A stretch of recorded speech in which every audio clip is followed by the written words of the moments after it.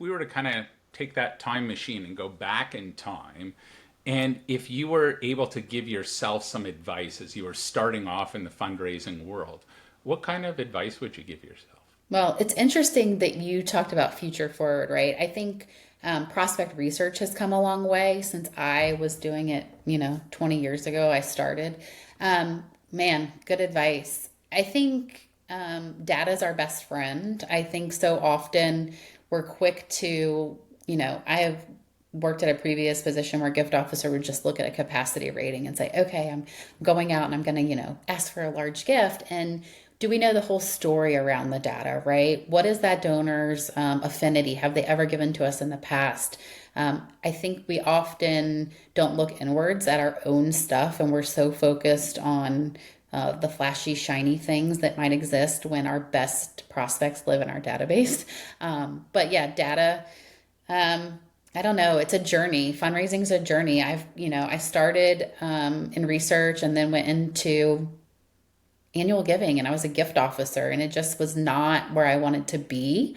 I had a child, and I was like, I don't want to be doing events, and I don't want to be out traveling. So I went back into advancement services, and I think I wouldn't change that. So if I had to tell myself that, I think I got a good dose of everything around fundraising, and I think that's made me a better person as a whole. So I do know that major gift officers struggle, right? And that asking is not always the easiest thing to do because I've done it in the past. I don't want to do it again because it wasn't my thing, and I found my niche in doing kind of data type work. So I wouldn't change much or give myself that much different advice. Just roll with it. You're going to, Right. I worked in all different sectors too, which I think makes a well rounded person. So, I get calls all the time where people want to take me for a coffee or an adult beverage and pick my brain. They're thinking about changing careers, right? Because I think I read a stat that says the average college graduate today will go through 9 careers in their life, not 9 jobs, 9 careers in their life. So, sometimes people want to jump into the not for profit arena. So, what are the kind of traits that you would be looking for as you're hiring people? yeah. So, the number one thing that I look for in a gift officer when we're hiring is somebody that's really entrepreneurial.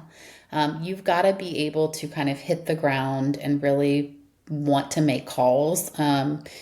Cold calling is still a thing, right? You get a prospect that comes through that looks great. You've got to call them and be able to make a connection with them. Um, we're also looking for people that are versatile, right? Like, are you easily able to go speak to somebody at an event, even if you're not maybe the event person or you're not the major gift officer? Because I think so often we think, okay, it's only the front office that has a stake in overall fundraising goal, but it's really the whole team, right? So it goes down from that gift processor who's just entering the gifts, right? If they enter a gift incorrectly and the stewardship letter goes out incorrectly, right, that affects our relationship. So we're really looking for people that are able to speak to people, answer phone calls, have that kind of outgoing spirit. Now, not everybody's outgoing. I understand that. I have team members who will tell you, I don't want to go to events, and that's fine. That's fine with me. Like, right? That's not your wheelhouse. But being able to still talk to people and answer questions, that type of thing. Yeah, entrepreneurial, outgoing, but also willing to learn. I think in our space, healthcare is completely different. You might have a doctor come and say, like, hey, I need to raise money for stem cell.